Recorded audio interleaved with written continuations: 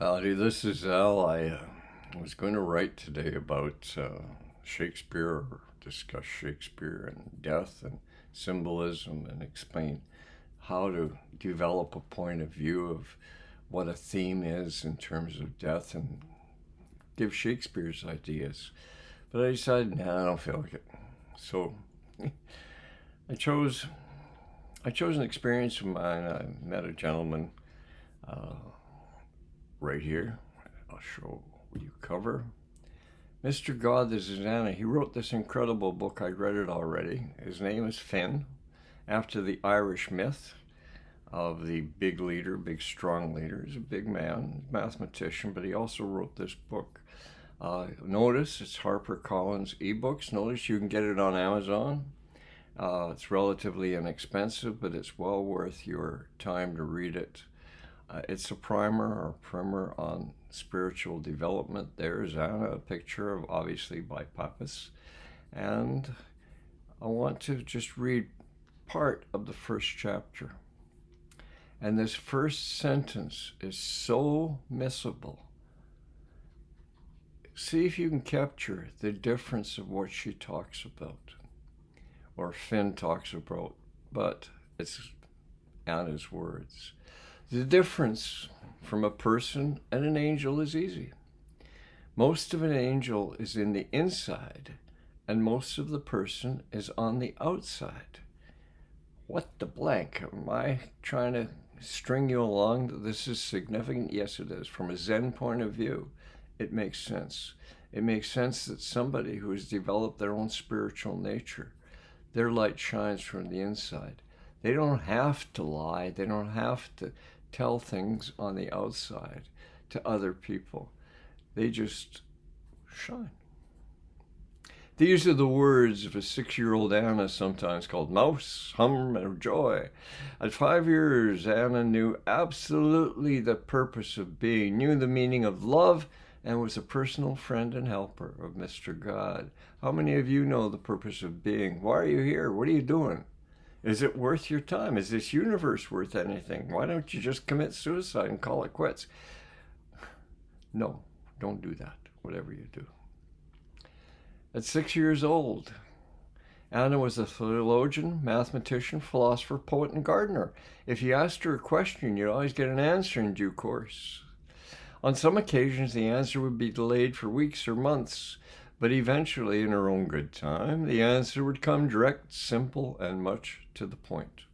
She never made it to 8. She died of an accident. She died with a grin on her beautiful face. She died saying, I bet Mr. God lets me into heaven for this, and I bet he did too.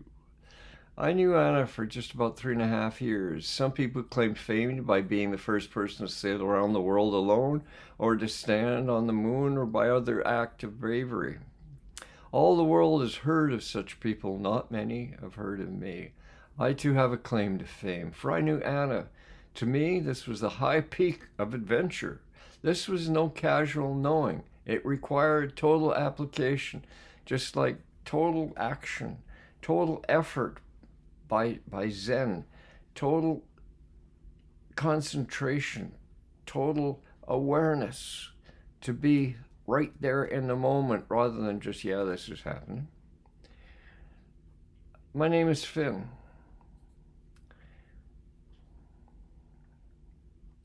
I've met 2 other angels, but that's another story. In my life, I've been very fortunate, 3 other angels.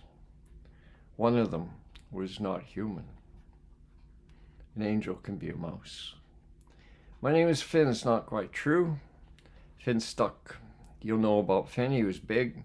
I'm the product, Irish mother, Welsh father. My passion for hot Savoys and chocolate raisins. I think I put the emphasis on the wrong syllable. Not together, I may add. My great delight was to roam about Dockland in the night, particularly if it was foggy. My life with Anna began on that night. I was 16 at the time. What are your kids doing? What did you do at 16? I know what I was doing. I was out in the fields. prowling the streets and alleys with my usual supply of hot dogs, the street lights with foggy halos showing dark formless shapes moving out from the darkness of the fog and disappearing again. Down the street a little way, a baker's shop window softened and warmed the raw night with its gas lamps. Sitting on the grating, under the window was a little girl. The grating, a little bit of heat coming up. In those days, children wandered the streets at night, were no uncommon sight. I had seen such things before, but on this occasion it was different. How or why it was different has long since been forgotten, except that I'm sure it was different. I sat down beside her on the grating, my back against the shop front. We stayed there for about 3 hours. Looking back over 30 years, I can now cope with those 3 hours. But the time I was verge of being destroyed, that November night, was pure hell. My guts tied themselves into all manner of complicated knots. Perhaps even then, something of her angelic nature caught hold of me. I'm quite prepared to believe that I'd been bewitched from the beginning. I sat down with, "Shove up a bit, Titch." She shoved up a bit, made no comment. "Have a hot dog?" I said. She shook her head and answered, "It's yours."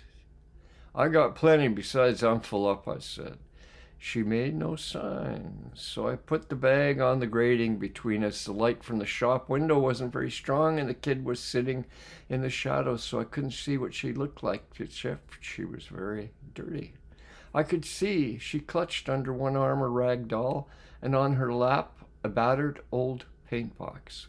We sat there for 30 minutes or so in complete silence. During that time I thought there had been a movement of her hand towards the hot dog bag, but I didn't want to look or comment in case I put her off. Even now I can feel the immense pleasure when I heard the sound of that hot dog skin popping under the bite of her teeth. A minute or two later, she took a second, then a third. I reached into my packet and brought out a packet of Woodbines. "Do you mind if I smoke while you're eating, Titch?" I asked. "What?" She sounded a little alarmed. "Can I have a fag while you're eating?" She rolled over and got on her knees and looked in my face. "Why?" she said. She rolled over, got to her knees, looked me in the face. "My mum's a stickler for politeness. Besides, you don't blow smoke in a lady's face when she's eating," I said. She stared at half a sausage for a moment or two, and looking at me fully, she says, "Why? Do you like me?" I nodded. "You have a fag then." She smiled at me and popped the rest of the sausage in her mouth. I took out a Woodbine, lit it up, and offered her the match to blow out. She blew it, and I was sprayed with bits of sausage. This little incident produced such a reaction in her that I felt that I had been stabbed in the guts. I had seen a dog cringe before, but never a child. The look she gave me filled me with horror. She expected a thrashing. She clenched her teeth. She waited for me to strike her. What my face registered, I don't know. Perhaps anger and violence, or shock and confusion. Whatever it was, it produced from her the most piteous whimper. I can't describe this sound after all these years. No words are fitting. The feeling I can still taste and still experience. My heart faltered at the sound, and something came undone inside me. My clenched fist hit the pavement beside me, a useless gesture in response to Anna's fears. Did I think of that image then? That image of which I now think of. The only one that fits the occasion? The perfection of violence, that ultimate horror and bewilderment of Christ crucified. That terrible sound that the child made was a sound that I never wish to hear again. It attacked my emotional being, and I blew a fuse. After a moment or two, I laughed. I suppose the human mind can only stand so much grief and anguish. After that, the fuses blow. I didn't within me. My fuses blew in a big way. Next few minutes, I know very little about it, except I laughed and laughed, and I realized the kid was laughing too. No shrunken bundle of fear. She was laughing, kneeling on the pavement, leaning forward with her face close to mine, and laughing so very many times. In the next 3 years, I heard her laughter. No silver bells or sweet rippling sounds was her laughter, but like a 5-year-old bellow of delight, a cross between a puppy's yelp, a motorbike, and a bicycle pump. I put my hands on her shoulders and held her off at arm's length, and then she came to look that is entirely Anna's, mouth wide open, eyes popping out of her head like a whippet. Straining at the leash, every fiber of that little body was vibrating and making delicious sound. Legs and arms, toes and fingers. The whole of that little body shook and trembled like Mother Earth giving birth to a volcano. And what a volcano was released in that child. Outside the baker's shop in a dockyard on a foggy November night, I had the unusual experience of seeing a child born. After the laughter had quieted off a bit, while her body was still thrumming like a violin string, she tried to say something, but it simply wouldn't come out. She managed, you. After some little time and great effort, she said, "You love me, don't you?" I'm going to leave it there. I have to get the full permission. I have rights right now to give this first reading. May you buy the book. It's a HarperCollins ebooks. Mr. God, this is Anna. Those of you who want more, I'll even send you a copy to a link on Amazon. If you get a hold of me, you can get a hold of me by, if I shift over to here, and I shift over to here, you go to Home Member Contacts blog. It's www.consequenceslife. If you want to do the full address, https Consequences Life, and page is that of the member page, which I am on right now. At the bottom of the member page is just donate. I can't ask for money. I didn't write this. All I'm doing is reading it, and I'm reading it for your enjoyment and for your. I will try to explain the book and what it means spiritually as we go along, and why I consider this to be such an important book. If you wish, you can donate. Ultimately, if there is a large donation, I will split everything anyway, with 50-50, or whatever HarperCollins decides is right to do, I'm going to do. But if somebody can donate something, it's certainly appreciated.